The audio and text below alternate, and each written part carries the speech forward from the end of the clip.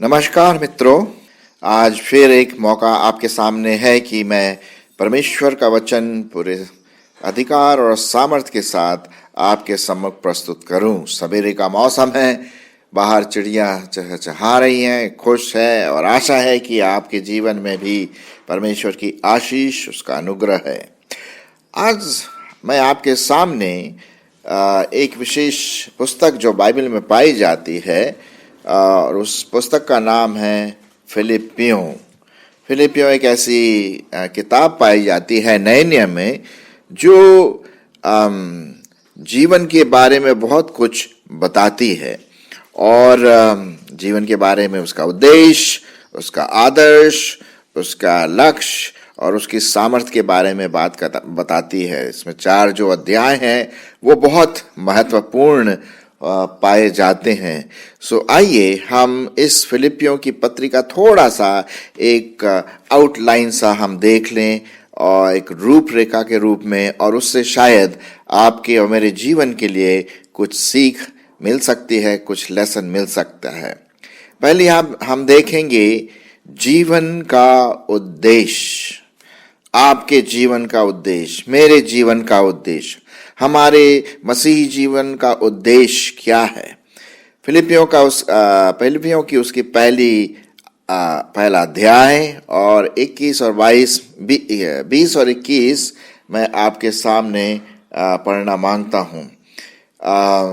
अब मैं आपके लिए पढ़ूंगा 20, 21 और उसके साथ साथ 22 भी मैं पढ़ लूंगा। मैं तो यह हार्दिक लालसा और आशा रखता हूं कि मैं किसी बात में लज्जित न हूं, पर जैसे मेरे प्रबल साहस के कारण मसीह की बड़ाई मेरे देह के द्वारा सदा होती रही है, वैसे ही अब भी हो, चाहे मैं जीवित हूं या मर जाऊं। क्योंकि मेरे लिए जीवित रहना मसीह है। ये देखिए, ये सेंटर पॉइंट है, केंद्र बिंदु। क्योंकि मेरे लिए जीवित रहना मसीह है और मर जाना लाभ है। पर यदि शरीर में जीवित रहना ही मेरे लिए काम के लिए लाभदायक है, तो मैं नहीं जानता कि किसको चुनूं। क्योंकि मैं दोनों के बीच अधर में लटका हूं। जी तो चाहता है कि कुछ करके मसीह के पास जा रहा हूं, क्योंकि यह मुझे बहुत अच्छा लगता है, परंतु शरीर में रहना तुम्हारे कारण और भी आवश्यक है। यहाँ पौलुस प्रेरित फिलिपियों की जो कलीसिया है उसको बता रहा है कि मैं अगर प्रभु के पास चला जाई, अरे वाह, कितनी खुशी की बात होगी। क्योंकि मेरे लिए जीवित रहना क्या है, मसीह है, और मर जाना मेरे लिए क्या है, उससे भी उत्तम है। लेकिन वो फिलिपियों की जो कलीसिया है उनके लिए वो जीवित रहना मांगता है, ताकि वो इनकरेजमेंट उनके साथ हो। तो ये बहुत इंपॉर्टेंट, पूरी रीति से उसका उद्देश्य, जो जीवन का उद्देश्य है, बस मसीह के लिए जीना और मसीह के लिए मरना, उसका यही उद्देश्य है। और यही बात हम देखते हैं मत्ती रचित सुसमाचार, जहां प्रभु यीशु मसीह कहते हैं, मत्ती रचित सुसमाचार उसका 11:29 में इस प्रकार से लिखा हुआ है। 28 से मैं आपके लिए पढ़ूंगा। हे सब परिश्रम करने वालों और बोझ से दबे हुए लोगों, मेरे पास आओ, मैं तुम्हें विश्राम दूंगा। मेरा जुआ अपने ऊपर उठा लो और मुझसे सीखो, क्योंकि मैं नम्र और मन में दीन हूं, तुम अपने मन में विश्राम पाओगे। तो हम देखते हैं जो जीवन का उद्देश्य है वो है मसीह के लिए जीना। और मसीह के लिए जीने का मतलब क्या है? हमें मसीह जीने का मतलब है कि हम उसके समान नम्र और दीन बने। जब तक हम इस दुनिया में हैं, हमारा पूरा व्यवहार, आचार व्यवहार, मानसिकता एक नम्रता वाली मानसिकता होनी चाहिए, जैसा कि प्रभु यीशु मसीह का था। मेरा जुआ अपने ऊपर उठा लो और मुझसे सीखो, क्योंकि मैं नम्र और मन में दीन हूं। मेरे प्रियो, मेरे दोस्तों, इसके लिए मुझे अपने आप को प्रभु यीशु मसीह के साथ उस क्रूस पर चढ़ाना है, जहाँ पर उस पौलुस कहता है कि मैं गलतियों उसका लिखा 2 अध्याय और 20वां पद इस प्रकार से लिखा हुआ है, मैं मसीह के साथ क्रूस पर चढ़ाया गया हूं और अब मैं जीवित न रहा पर मसीह मुझ में जीवित है, और मैं शरीर में अब जो जीवित हूं तो केवल उस विश्वास से जीवित हूं जो परमेश्वर के पुत्र पर है, जिसने मुझसे प्रेम किया और मेरे लिए अपने आप को दे दिया। तो जीवन का उद्देश्य, आपके जीवन का उद्देश्य, जब आप इस दुनिया में रहते हैं, अपने देश में, अपने समाज में, अपने मोहल्ले में, अपने परिवार में जब रहते हैं, तो हमारा एक ही उद्देश्य है, वो है प्रभु को प्रसन्न करना, दूसरे लोगों के लिए एक आदर्श का कारण बनना, और इसीलिए ये बहुत ज़रूरी है। तो हम देखते हैं कि अपने शरीरों को परमेश्वर के साथ क्रूस पर चढ़ा दे, अपनी जो अभिलाषाएं हैं उसको क्रूस पर चढ़ा करके मन में नम्रता और दीनता को हम रखें। फिर दूसरी बात हम देखते हैं, पहले हमने देखा कि जीवन का उद्देश्य, आपके और मेरे जीवन का उद्देश्य क्या होना चाहिए। दूसरा हम देखते हैं जीवन का पैटर्न, जीवन का नमूना, आदर्श। बहुत अच्छा लिखा हुआ है पहला पत्रस, उसका इससे पहले कि मैं पत्रस पढ़ूं, मैं फिर से वापस जाऊंगा फिलिपियों की पत्री, उसका 2 अध्याय 5 से 8। फिलिपियों की पत्री उसका 2 अध्याय 5 से 8 मैं आपके लिए पढ़ता हूं। यहाँ पर इस प्रकार से लिखा हुआ है कि मेरा जो आदर्श है, मेरा जो पैटर्न है, वो किस प्रकार का होना है। यहाँ पर लिखा है, जैसा मसीह यीशु का स्वभाव था वैसा ही तुम्हारा भी स्वभाव हो, जिसने परमेश्वर के स्वरूप में होकर भी परमेश्वर के तुल्य होने को अपने वश में रखने की वस्तु न समझा, वरन अपने आप को ऐसा शून्य कर दिया और दास का रूप धारण किया और मनुष्य की समानता में हो गया, और मनुष्य के रूप में प्रकट होकर अपने आप को दीन किया और यहाँ तक आज्ञाकारी रहा कि मृत्यु, हाँ क्रूस की मृत्यु भी सह ली। सो हम देखते हैं कि किस प्रकार से कि प्रभु यीशु मसीह का स्वभाव था, दीनता वाला स्वभाव, अपने आप को शून्य कर दिया और दास का रूप धारण कर दिया। जी हाँ, आप जानते हैं कि यीशु मसीह हमारे लिए क्रूस पर मारा गया, गाड़ा गया, लोगों ने उस पर थूका। क्या परमेश्वर जिसने पूरी सृष्टि की रचना की, उसके साथ ऐसा हुआ? जी हाँ, उसके साथ ऐसा हुआ। उसने दास का रूप धारण कर लिया, सर्वेंट बन गया, शून्य कर दिया और मनुष्यों की समानता में हो गया। यह हमारा आदर्श है, यह हमारा पैटर्न है। एक मसीही होने के कारण ऐसा हमें करना है। सो हम देखते हैं 9वें पद में, इस कारण परमेश्वर ने उसको अति महान भी किया और उसको वह नाम दिया जो सब नामों में श्रेष्ठ है। और एक और पद मैं आपके लिए पढ़ूंगा, वो है पहला पत्रस और उसका 2 अध्याय, पहला पत्रस उसका 2 अध्याय 21 पद। यहाँ पर इस प्रकार से लिखा हुआ है, और तुम इसलिए बुलाए गए हो। देखिए, आप और मैं इसलिए बुलाए गए हैं। हमारा उद्देश्य क्या है? हमारा उद्देश्य नहीं, आदर्श क्या है? इसलिए बुलाए गए हैं क्योंकि मसीह भी तुम्हारे लिए दुख उठाकर तुम्हें एक आदर्श दे गया कि तुम भी उसके साथ उसके चिन्हों पर चलो, उसके फुटस्टेप पर चलें, उसके जैसा वो चला, जैसा उसका जीवन था, वैसा ही आप और मैं चले। जी हाँ, तो हम देखते हैं कि ये आपके और मेरे जीवन का आदर्श है, एक नमूना है। प्रभु यीशु मसीह मेरे जीवन के लिए, आपके जीवन के लिए एक आदर्श है। जैसा मसीह ने तुम्हारे दुख उठाकर आदर्श बन गया, तुम भी उसके चिन्हों पर चलो। आप और आपके लिए और मेरे लिए एक चुनौती है जीवन में जो आदर्श है, जो पैटर्न है, जो नमूना है, वो हमारा प्रभु यीशु मसीह है ना। ये यहाँ पर बात देखते हैं। फिर पहला हमने देखा जीवन का उद्देश्य, दूसरी बात हमने देखा जीवन का आदर्श, तीसरी बात हम देखते हैं जीवन का लक्ष्य। जीवन का लक्ष्य फिलिपियों उसका 3 अध्याय और उसका 12 से 14 मैं आपके लिए पढ़ूंगा। 12 से 14 फिलिपियों उसका 3 अध्याय 12 से 14 मैं पढ़ रहा हूं। यह मतलब नहीं कि मैं पा चुका हूं या सिद्ध हो चुका हूं, पर उस पदार्थ को पकड़ने के लिए दौड़ा चला जाता हूं जिसके लिए मसीह यीशु ने मुझे पकड़ा था। हे भाइयों, मेरी भावना यह नहीं कि मैं पकड़ चुका हूं, परंतु केवल एक काम करता हूं कि जो बातें पीछे रह गई हैं उनको भूलकर आगे की बातों की ओर बढ़ता हुआ निशाने की ओर दौड़ा चला जाता हूं, ताकि वह इनाम पाऊं जिसके लिए परमेश्वर ने मुझे मसीह यीशु में ऊपर बुलाया है।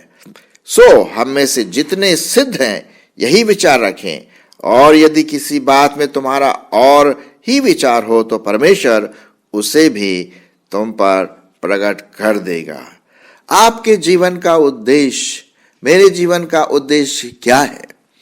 उद्देश्य नहीं, लक्ष्य क्या है, माफ करना। उद्देश्य तो हमने पहले पॉइंट में देख लिया था। लक्ष्य, जीवन का लक्ष्य।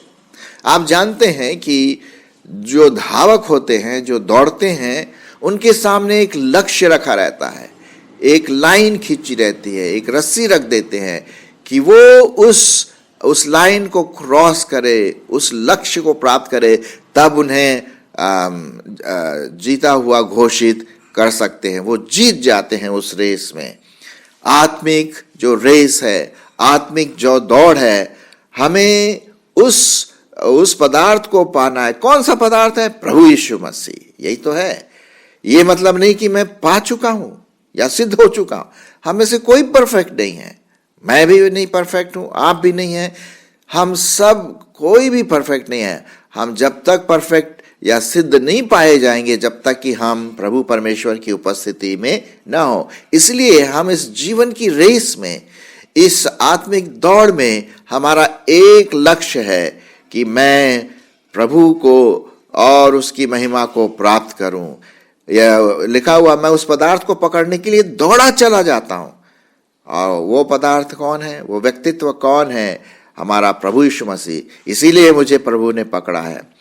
मैं नहीं बोल रहा हूं, लिखा हुआ यहां पर कि मैं पकड़ चुका हूं, ये नहीं कि मैं सिद्ध हो चुका हूं, लेकिन जो बातें, एक काम करता हूं कि जो बातें पीछे रह गई उनको भूल करके। हो सकता है आपका जीवन पिछले समयों में, पिछले महीनों में, पिछले सालों में अच्छा नहीं रहा होगा। अब आप उस पर रोइए मत। जो हो गया सो हो गया। जो धावक है, जो दौड़ने वाला है, वो कभी भी पीछे मुड़ के नहीं देखता है। अगर वो मुड़ के देखेगा, अरे साहब, तब तो वो दौड़ नहीं पाएगा, वो गिर जाएगा, क्योंकि वो आगे नहीं देख रहा। जो दौड़ने वाले का जो लक्ष्य होता है, वो सीधा अपने लक्ष्य की ओर, अपने गोल की ओर देखता है, ताकि जितना दौड़ सके, जितनी स्फूर्ति के साथ और जितने तेज दौड़ सके, वो वहां तक पहुंच सके। आत्मिक जीवन में हमारा निशाना कौन है? लिखा हुआ है 14 पद, निशाने की ओर दौड़ा चला जाता हूं ताकि वह इनाम पाऊं जिसके लिए परमेश्वर ने मुझे प्रभु यीशु मसीह में ऊपर बुलाया है। जी हां मेरे दोस्तों, हम सब उस आत्मिक दौड़ में दौड़ते हैं। आपको मालूम है, फुटबॉल में जब फुटबॉल खेला जाता है तो हर एक जो पार्टी है, जो टीम होती है, वो गोल पोस्ट के ऊपर अंदर डालने की कोशिश करती है उस बॉल को। उनका निशाना सिर्फ गोल पोस्ट होता है। अगर उनका निशाना कहीं और इधर उधर जाएगा तो वो कभी भी गोल नहीं कर पाएंगे।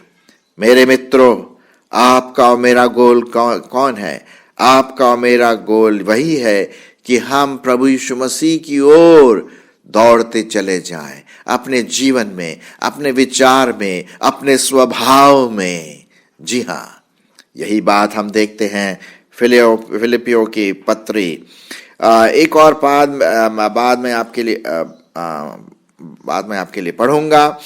दूसरा तिमोथी उसका 4:7, दूसरा तिमोथी उसका 4 और 7 पद देखें यहाँ पर क्या लिखा हुआ है।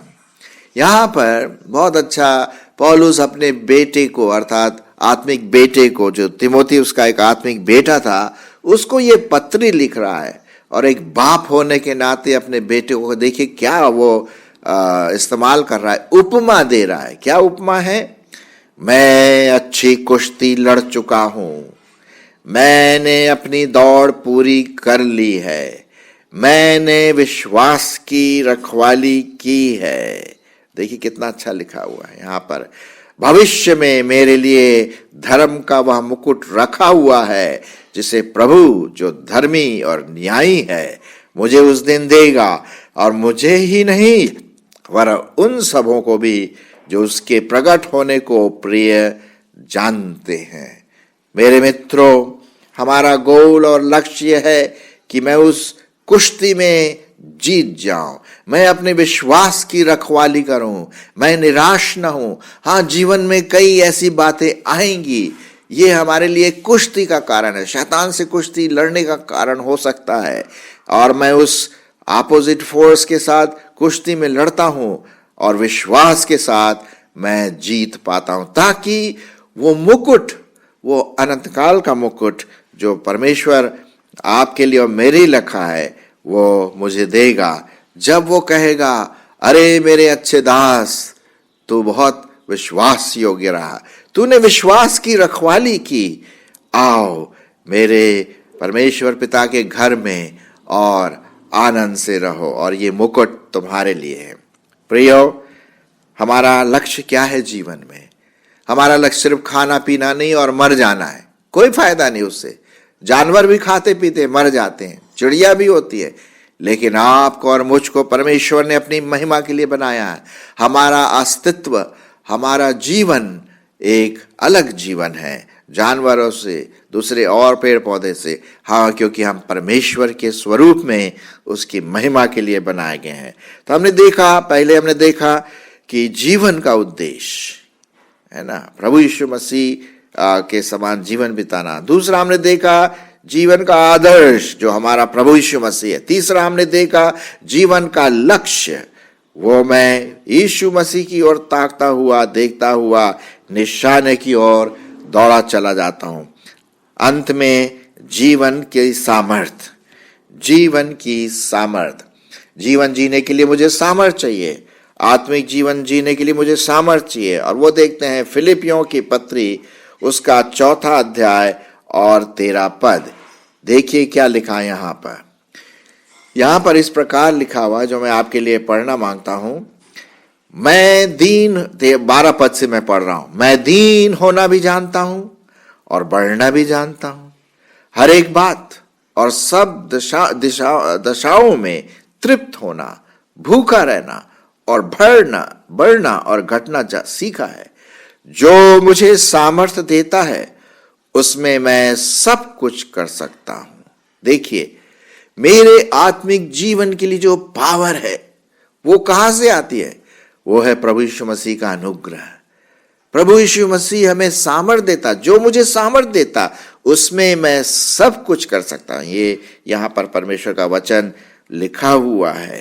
तो जब परमेश्वर का अनुग्रह हम पर पड़ता है, तो वो हमें मसीही जीवन देने में, रहने में, जीवित रहने में, उस लक्ष्य की ओर दौड़ने में, उस आदर्श को प्राप्त करने में, उस उद्देश्य को पूरा करने में मेरी सहायता करता है। एक और पद मैं आपके लिए पढ़ना मांगता हूं, 2 कुरिन्थियों उसका 12 अध्याय, 2 कुरिन्थियों उसका 12 अध्याय और 9 और 10 पद आपके लिए पढ़ना मांगता हूं। यहां पर इस प्रकार से लिखा हुआ है, और उसने मुझसे कहा, मेरा अनुग्रह तेरे लिए बहुत है, क्योंकि मेरी सामर्थ निर्बलता में सिद्ध होती है, इसलिए मैं बड़े आनंद से अपनी निर्बलताओं पर घमंड करूंगा कि मसीह की सामर्थ मुझ पर छाया करती है। और इस कारण मैं मसीह के लिए निर्बलताओं और निंदाओं में और दरिद्रता में और उपद्रवों में और संकटों में प्रसन्न हूं, क्योंकि जब मैं निर्बल होता हूं तभी बलवंत होता हूं। ये परमेश्वर का अनुग्रह है, ये परमेश्वर की सामर्थ है जो हम देखते हैं कि वो हमें देता है अपने अनुग्रह के द्वारा। माई grace is sufficient for you, यही बात हम यहाँ पर देखते हैं। एक और पद मैं आपके लिए पढ़ूंगा जो कि पाया जाता है 1 कुरिन्थियों उसका 15वां अध्याय और 10वां पद। यहाँ पर इस प्रकार से लिखा हुआ है, परंतु जो कुछ भी हूं परमेश्वर के अनुग्रह से हूं। देखिए ये है सामर्थ, परमेश्वर के अनुग्रह से हूं, और उसका अनुग्रह जो मुझ पर हुआ वह व्यर्थ नहीं हुआ, परंतु मैंने उन सब से बढ़कर परिश्रम भी किया, तो भी यह मेरी ओर से नहीं परंतु परमेश्वर के अनुग्रह से जो मुझ पर था। हम देखते हैं मेरे प्रियो, हम परमेश्वर के अनुग्रह से, उसकी सामर्थ्य से अपनी दौड़ में दौड़े और एक मसीह को आदर्श समझकर उसी की ओर, यीशु की ओर ताकते हुए आगे बढ़ते जाएं। आशा है आज का ये डिवोशन आपके लिए आशीष का कारण ठहरा होगा। परमेश्वर आपकी अगुवाई करे। धन्यवाद।